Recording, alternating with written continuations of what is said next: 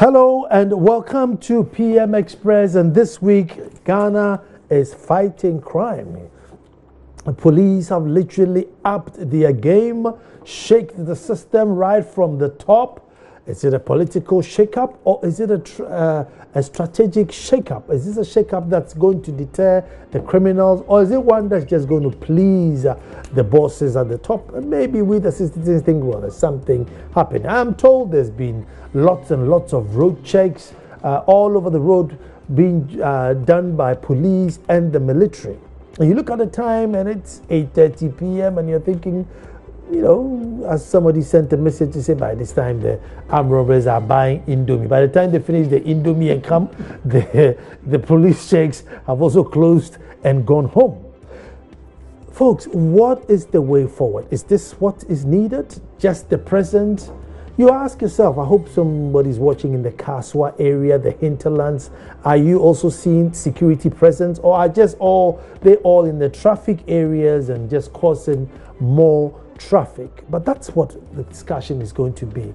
Is this the shakeup that's going to put an end to this menace? Because one way or the other, the menace has to stop. My name is Nana Sakwa IV, the chief of the Little Republic of Akwamu Edumasa. And when I come back, we are talking security, fighting crime in Ghana.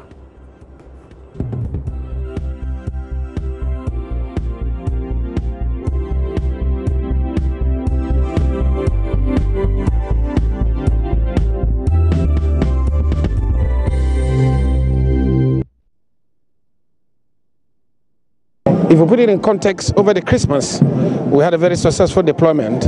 And then the last 10 days, there appears to be an upsurge of a different kind of armed robbery. Not because it's not armed robbery, but its targets are different.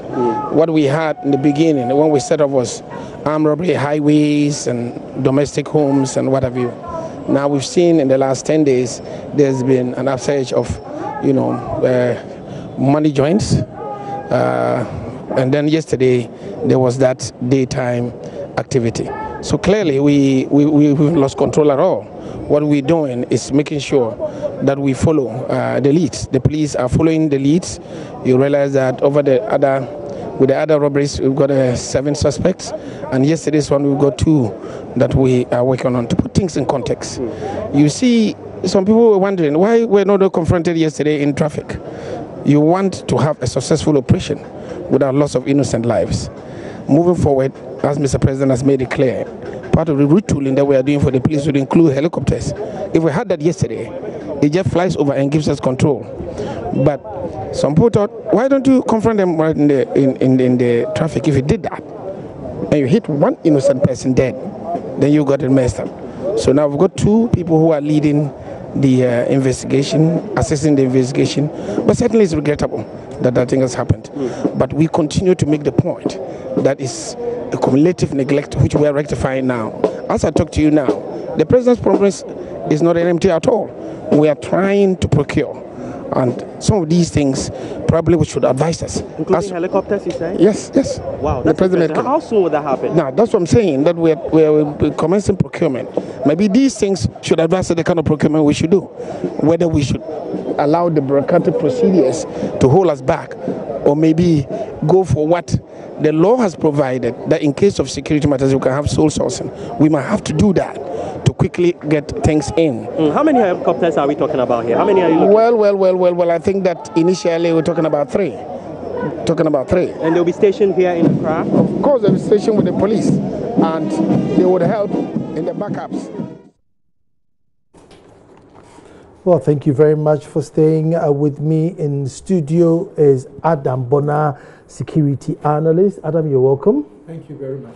And then joining us later would be Dr. Vladimir Enchidanso, who's also a security analyst and has a thing or two to share on this issue. But coming into studio, I want to find out from you, Adam, is this a strategic shakeup or a political shakeup or an ad hoc shakeup? Well, from where I sit, I would say this is very strategic. I mean, from where I sit, I would say it's very strategic in the sense that this is it will tie into what I call international best practices. If you look at September 11th, if you look at incidents that have happened all over the world, times like this, you need to, do things that would bring back that confidence in the people. And so I don't know how it would have looked if we continued to have we continue to run the same flat system where everybody is still sitting there, there's no changes, nothing.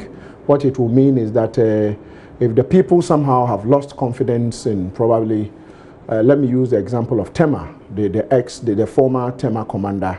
What it means is that they will be reluctant to go to him and give him information that would aid in the, fight against crime. And so I think this is timely, better late than never. For me, I wouldn't say, if you say political, I wouldn't say it's political. I wouldn't say it's political because politicians are politicians. Unless, of course, sometimes we might have few professionals who end up playing the game of politics. But politicians are politicians, and police officers have tenure of office. And I would wish that the IGP, because it would be good to have tenure of office for one of the most important positions if you want to talk about, homeland security. The IGP is in charge of, when I say he's in charge of policing, and if he's not sure that he has tenure of office, and therefore either is he serving his political godfathers, if he has them, or is he going to perform his policing duties. And so with the tenure of office issue, I think we should look at it. It's very important. If that is there, then you won't have what I call turf war. I don't want to believe there is turf war, but sometimes one would want to look into it and say, are there people who are trying to play some gymnastics with, some of these things? So I want to say it is strategic.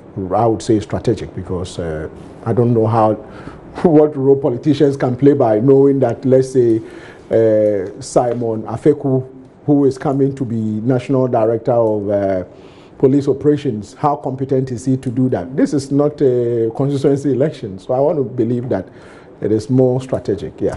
Well, joining us now is Dr. Vladimir Nchidanso.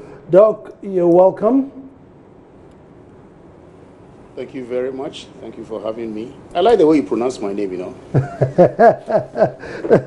Doc, I know Doc couldn't join us physically in studio, but he's still here, and what we need is his intelligence. So once we have it, it's fine. Doc, but I want to put the same question to you. This shake-up in the police service, you think is ad hoc, strategic, the needed shake-up? What's that all about? Well, every situation calls for its kind of response. And I believe this kind of reshuffle is meant to cement something. We may not know. It may be a strategic move, a move that some specialization is needed, somebody's specialty is needed for a certain period. And so reshuffles in security apparatus is always very important. It is only the security tops who would understand why they are doing that reshuffle. It normally happens. Yeah. It normally happens. Yes. Let me stay with you, Doc. And one of the issues that you've raised so many times on this show has come up a lot in this week, and that's just the average Ghanaian being aware of everyday security around them. It seems that we take everything for granted, or we really, really lack it. Do you think it's really playing up this week in the types of robberies that are going on? It has played. It has played very significantly. It's outrageous for somebody in this 21st century to think that you could carry 200,000 cedis and go and pay your workers from the tabletop. It's outrageous. With not thinking about the security, oblivious to any security implications that it might play.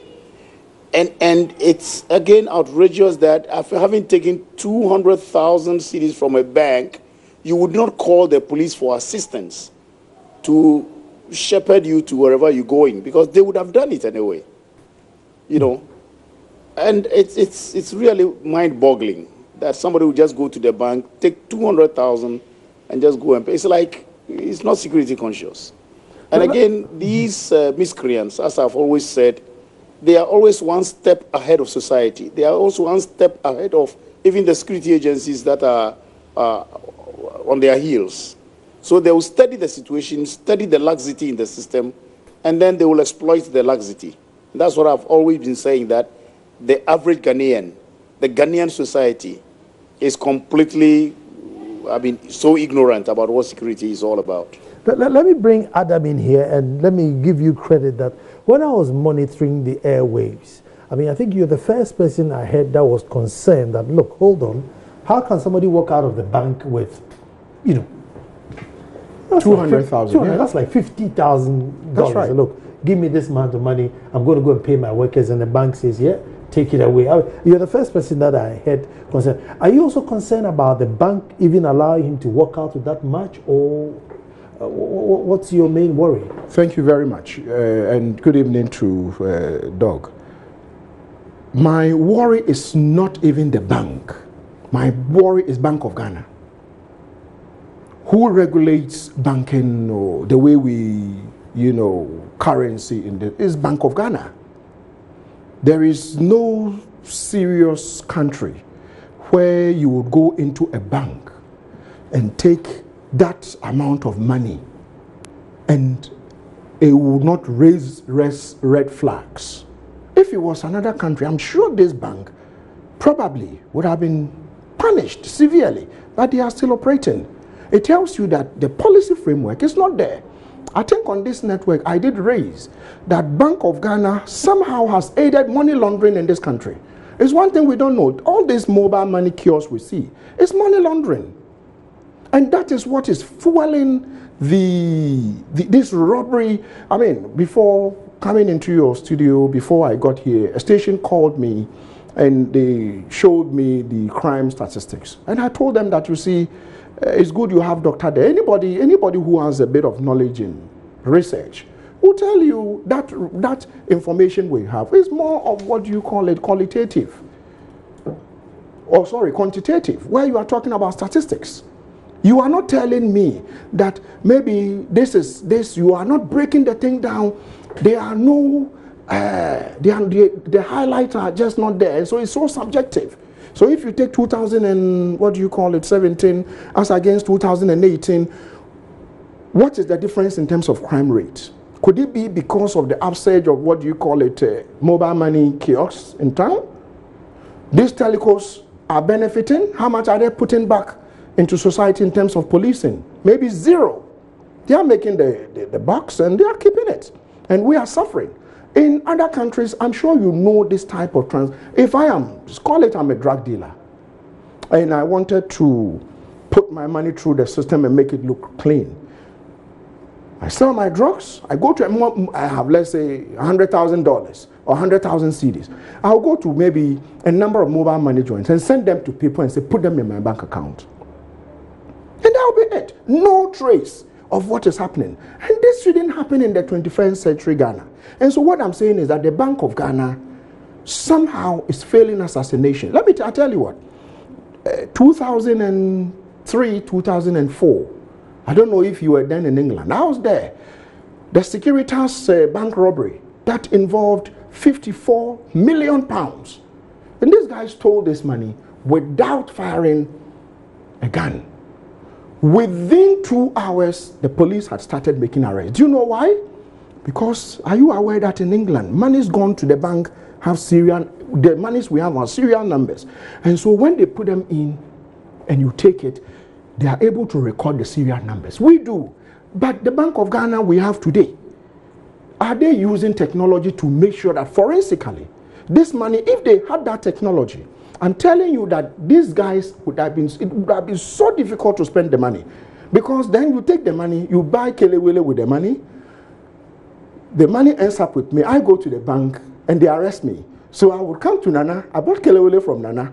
Nana, before you realize, 20 people have been arrested in a day. And then it will lead us to these people who stole the money.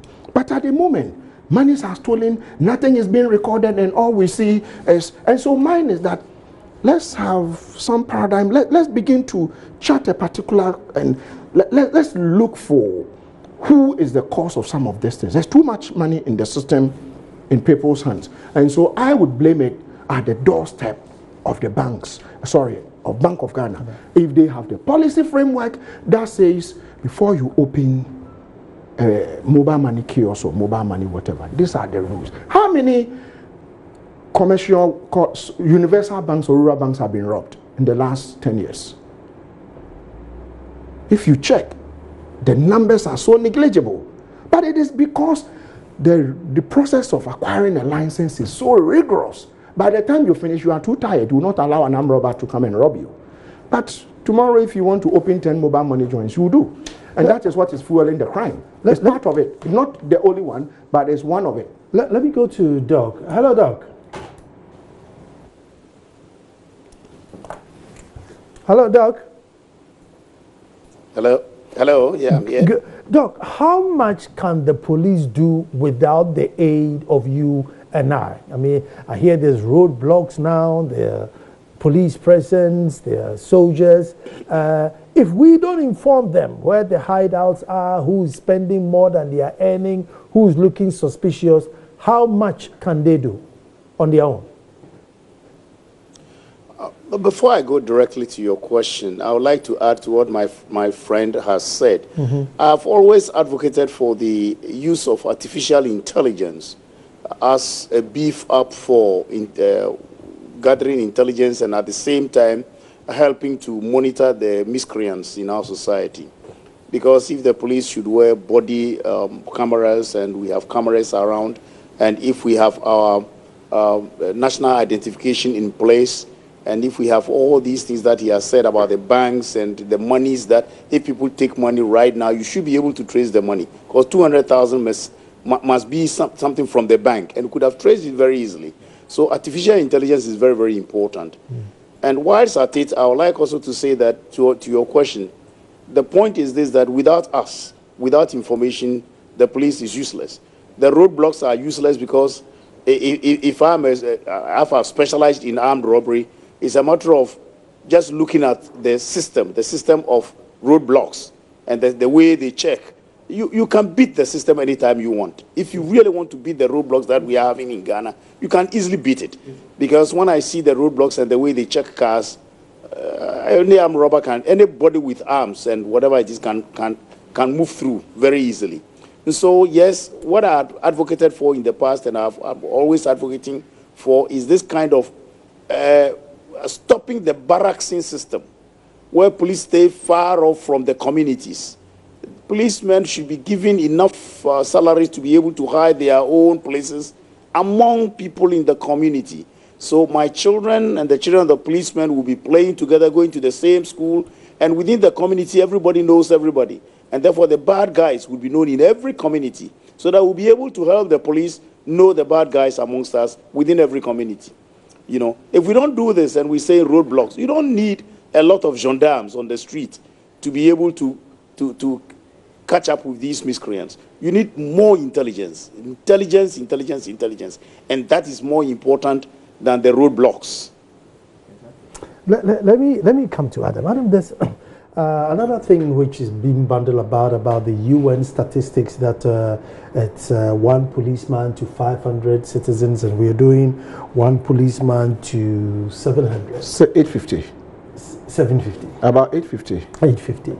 Adam, you see, in the jurisdictions, and let me take your second home, UK. If you took the average 500 citizens in the UK, I mean, 450 of them would obey the law anyway. They won't drop litter, they won't drive through red light, they won't overspeed, they will wear their belt, they would have done that. They're the odd 50 who will be miscreants. So that 1 policeman who's watching 500 people really has got 50 people to really discipline. In our case, all the 500 want to jump red light, drive too fast, drive rickety cars, overload our cars. So maybe our ratio should be 1 to 2. Because even if you hit 1 to 500, what is that policeman going to do? All the 500 people, as soon as there's traffic, everybody's driving by the side, and the policeman wants 2 cities from you. So these ratios, even if we achieve it, what is it going to mean to us?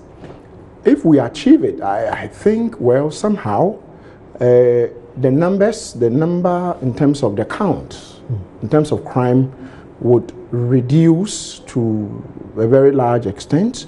But the trouble is that we will still be faced with an issue that probably I have been battling with for many years. But we are all in discipline. What I'm saying, including some of the security officers themselves.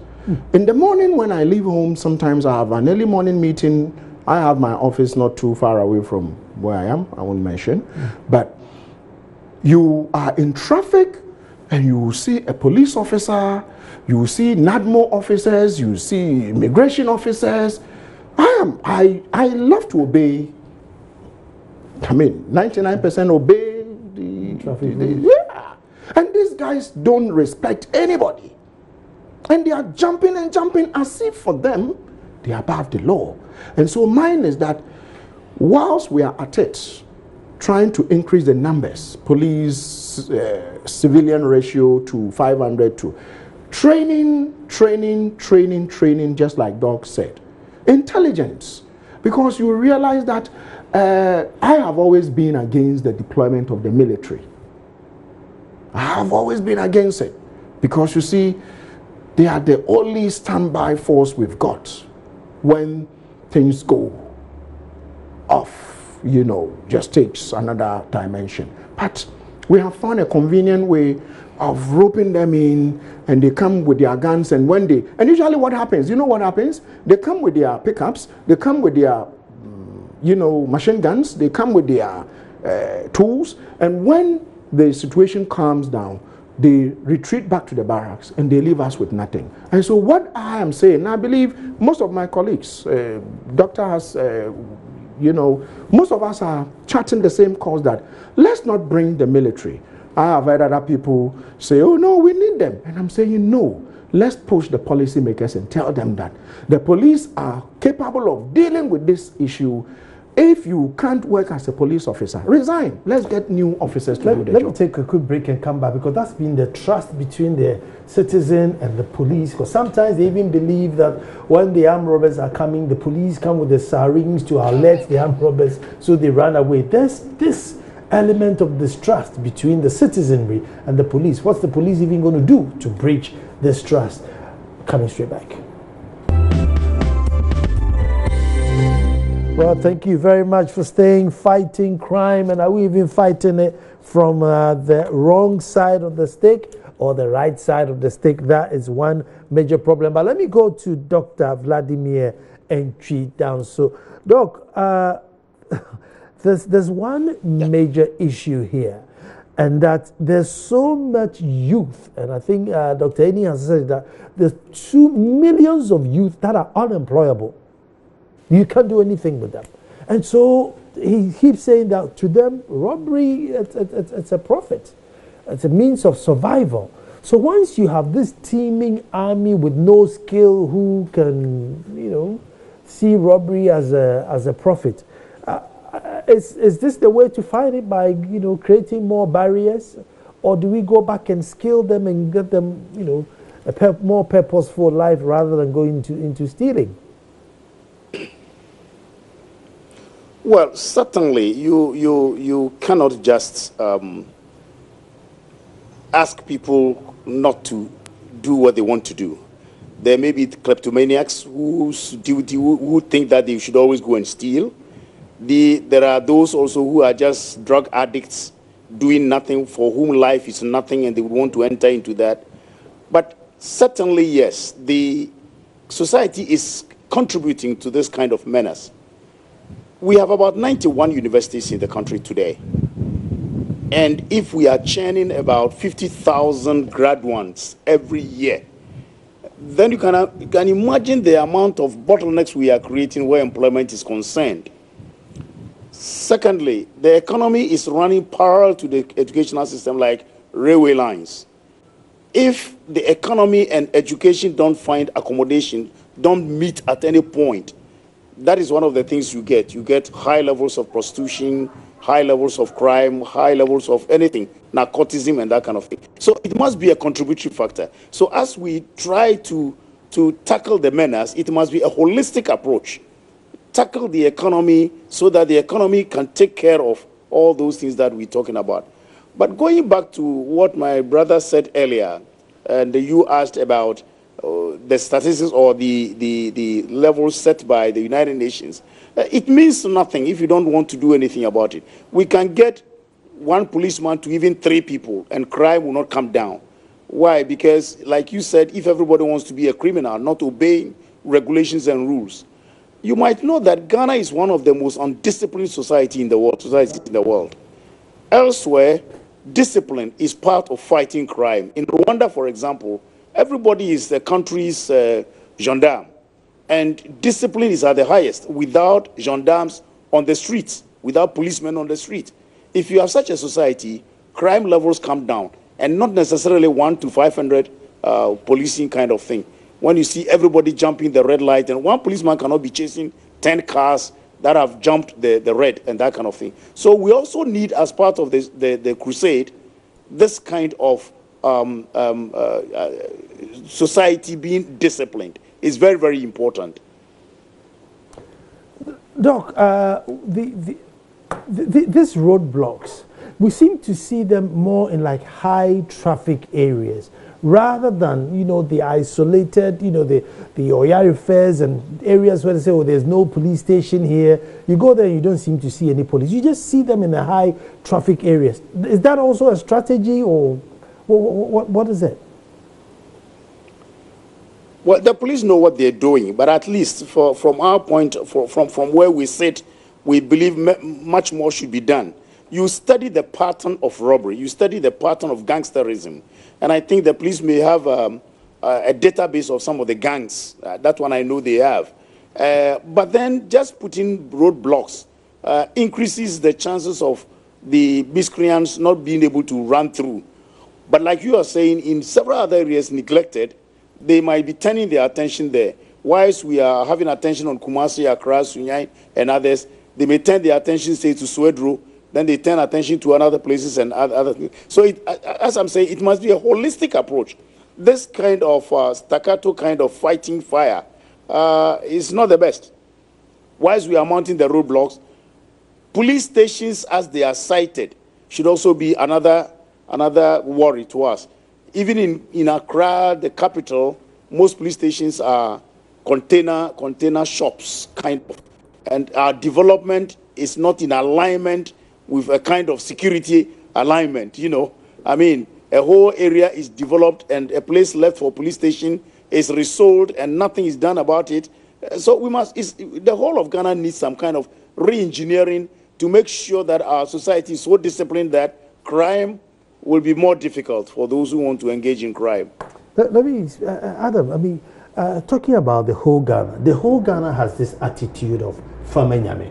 So you are a landlord, I'm in your house, I sleep all day, wake up in the night, you know, do a few skirmishes, and I'm living clearly above my means. But that's all the manyame, because if you go and report me, this, you know, and even if the person does an obvious wrong and you're going to report the pastors, everybody comes in, oh, calm down, he's looking after his sick mother, he's looking after all these people in the community, calm down. And it's a genuine problem that we face. So, I mean, how do we now educate ourselves that, listen, such people, you have manyame and you have to report it? Well, just like Doc said, we need a whole reorientation, and it needs to start with the kindergarten children. You go to most of those days when we were in school, we had you need to sweep, you need to do, you know, there were things you needed to clean your surroundings. You needed to, you know, today people talk about what the saman or whatever they call it, you know, the town council, whatever they call them.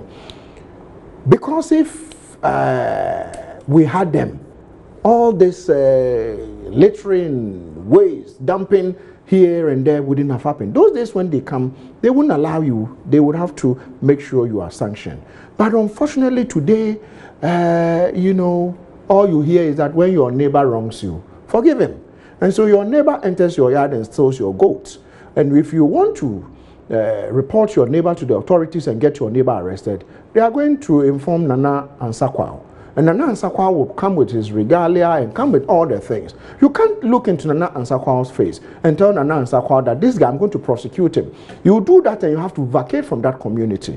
And so people get away with serious crimes, and once people know that if I commit a crime, I'm not going to be punished, other people will commit more serious crimes. And it is happening everywhere. So we grow up with it.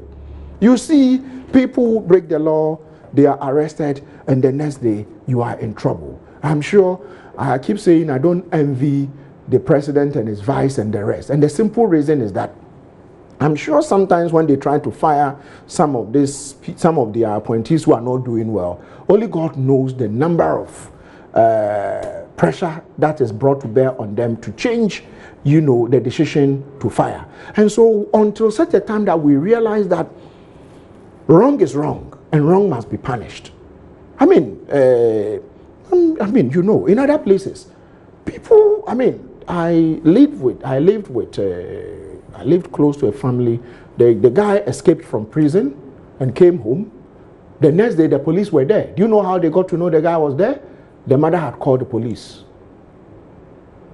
Do you think that's going to happen here? Mm-hmm. The guy had escaped from Belmarsh. Belmarsh. I don't know how it happened. But the next day, they were there to pick him up. Let me bring Doc. And so that is what it means. Let me bring Doc in here. Doc. And I think we need to give a lot of credit to Dr. Kosienin. He bundled a lot of statistics yesterday, and you know, most guys have been using it without giving him credit. And all the statistics we are hearing between yesterday and today all came from Dr. Kosienin. So we give him a lot of credit and thanks to that. In one of his statistics, he said that, you know, about 82% of crimes that have been committed, you know, either are still pending or literally go unconvicted. And if you have an 82% chance of not getting caught, I mean, that's really makes it a very lucrative risk to take, if I may say. Certainly, yes, because he's good at those statistics, and he's right there on top of the game. And crimes coming from narcotism, crimes coming from gun running, the Alavanyo Nkunya kind of the guns that they produce over there and other places, because he has been talking about all these. And truly, he has also given us statistics about crimes that go unpunished. And a lot of the criminals also go in there, they come out. The statistics on policemen and soldiers helping criminals there left and right. And that's what I'm saying. The whole society needs that kind of re-engineering. At times, people say we need the soldiers to come back to rule us. That doesn't work. Can we have some social programs that create the condition for us all to be each other's keeper? And then can we have programs that make it possible for institutionalism? I've always mentioned that. And constitutionalism to work. Institutions of state work at the beck and call of the government in power. I recall somebody whom we were told killed a person because of politics and went and hid himself under the bed of a minister. Yeah. That was the end of the case. You know, if these things happen, then the miscreants have a field day, and I hear they are so rich that they can bribe their way all the way to the judge. You know, these are allegations. But as Nkrumah always said, there is a speck of truth in every rumor, only it may be exaggerated. So if these gangsters form themselves into real gangs, then they will be each other's keepers, supporting each other, and making sure that if they are caught, they have a way of helping each other out. So those statistics must be taken seriously. The politicians should understand, some of us who delve into these statistics. For us, it's like a game. But for them, they should take these things and make policies and ensure that the institutions of state work according to the remit given them by the Constitution. That is when constitutionalism works, and that is when crime will come down. Doc, let me stay with you on this one. That's another very tricky one, probably an unfair question. But, you know, what is the fine line between human rights and discipline? Now they've unleashed a few more men on the road.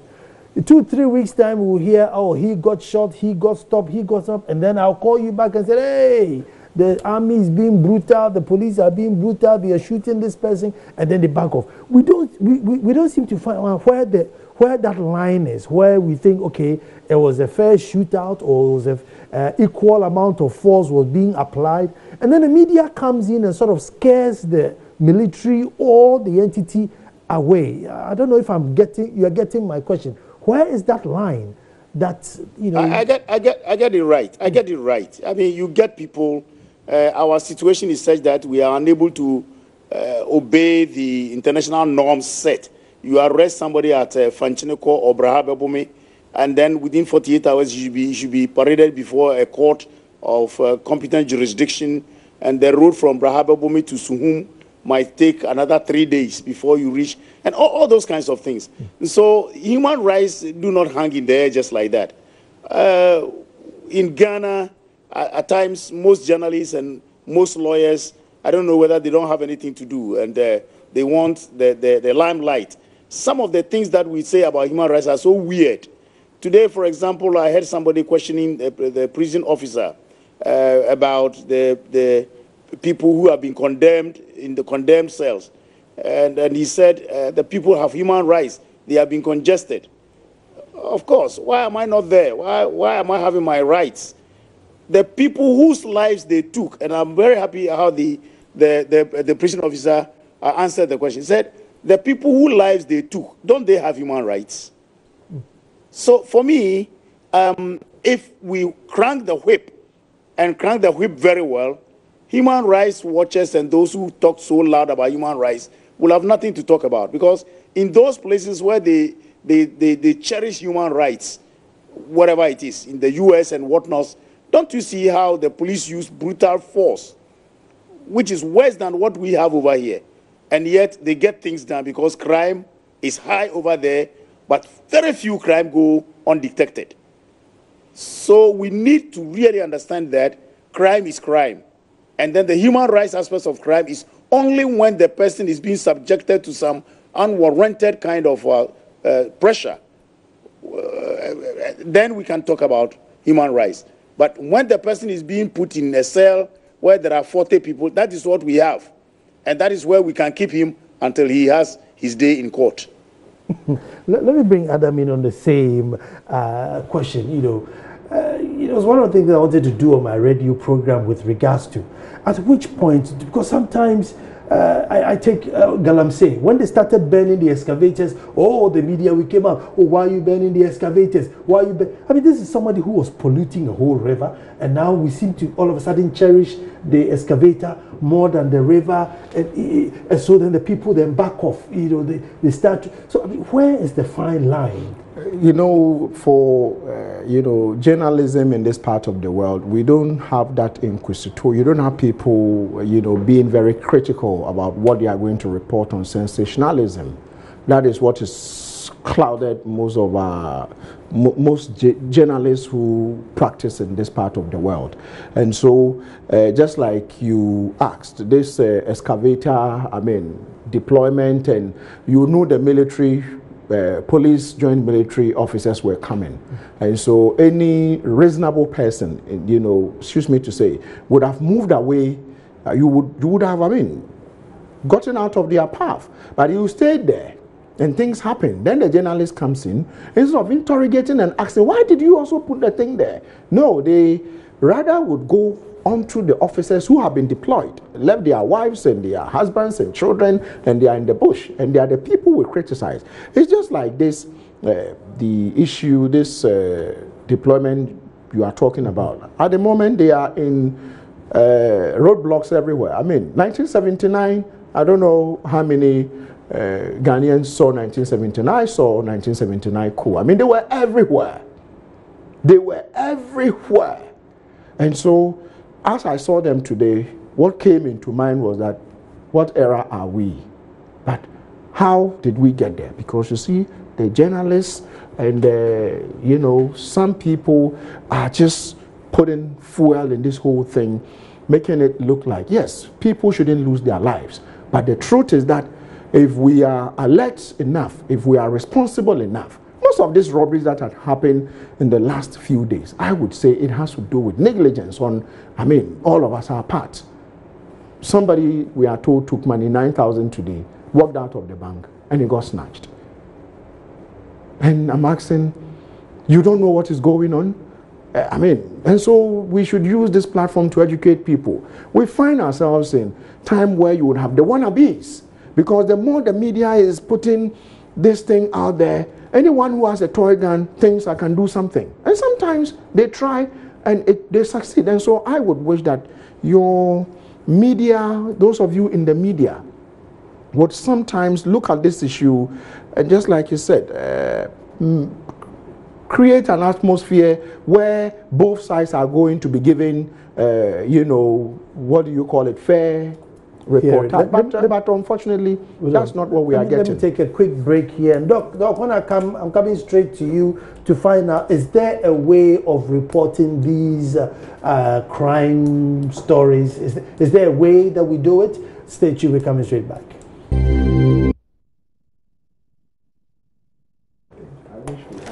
Well, Doc, just a quick one. UN security advising the media in situations like this. How do we report it to, you know, show the seriousness but not bring panic, or, you know, how do we do that?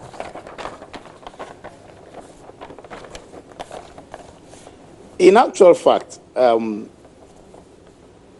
media is the fourth estate of the realm. They are the custodians of the future direction of every country.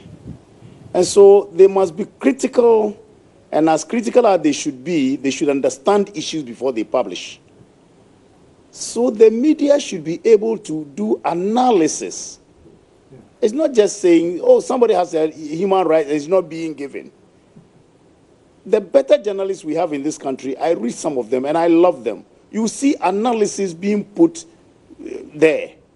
So I think the media should understand the issues first. Most of them just don't understand the issues. Somebody has been arrested, he has been brutalized, and therefore, bam. But then the circumstances surrounding how that force was applied would not be played. So my plea is that the journalists just study the situation. Let's have analysis. Yes, nobody has a right to beat somebody and say it is a tomato, this thing, that it's out of place. Then we can analyze that. The person has a human right. But when you are on a demonstration and also you just want to burn lorry tires and block roads, the police should come for you. So I believe that the journalists must understand the issues. Doc, they must have the critical mind. So, sorry to come in there, but I wanted to put this out before the show ends. And this is news release, security awareness. In view of recent robberies in the country, the Public Affairs Directorate, based on research, have come out with the following security tips for personal safety at home and out on the streets. So all of my viewers, number one, if you are operating a business that involves handling cash, avoid routines such as banking, bulk cash deposit, withdrawals, etc. You can contact the police for assistance. 2, in case of any attack, do not resist robbers' demand for your money or any of your valuables. 3, do not leave any sharp-edged objects, tools, cutlass, pistol, crowbar on your compound. 4, mobile money vendors are advised to carefully choose their locations where they operate their businesses and consider security as priority. Next, be mindful that in any residential or highway robbery, there's always at least one robber out of sight. Put off inside lights and close curtains at night. Armed robbery attacks are not always tip-off, but a careful observation by the robbers. When answering doorbells, do not open the door without knowing who is behind the door. You can peep through a window or a peephole if in doubt. Never keep huge sums of money, jewelry, and other important documents at home. Send them to the bank for safekeeping. Know your neighbors and develop a rapport with them. Tell your roommates or spouse where you are going and when you will return. Always contact the nearest police station, division, district unit for assistance. The public should expect more in the coming days. The public is thereby reminded of police emergency lines, which are 191 on all network or 1855 MTN and Vodafone. So I'm sure you keep all that in mind. And time, unfortunately, has run out, as the number is 024 366 2001 024 366 2001 Tantis. They make my shirts for the show. I want to say thank you so much to Dr. Vladimir Enchidansu, who joined us live, and then in studio Adam Bona, security analyst, which is a PM Express, our personal security analyst. Adam, thank you very much. And Doctor, thank you so much for joining us. It's been wonderful and it's been educative.